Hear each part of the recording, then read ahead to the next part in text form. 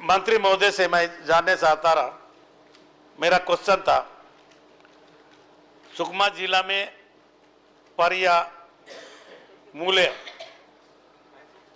जो सड़क बन रहा है, सुकमा कब से गए हो दादी? है?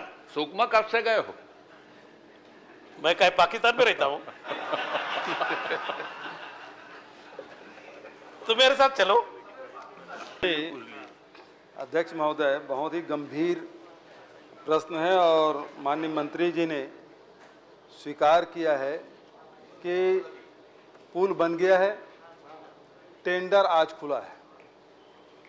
दूसरा, मंत्री जी ने यह भी स्वीकार कर लिया कि आदर्श आचार संहिता लागू था, उस समय इसकी स्वीकृति करके काम कराया गया। माननीय अध्यक्ष महोदय, उत्तर देते समय मैंने बहुत स्पष्ट किया कि सुरक्षा बल के कैंप है,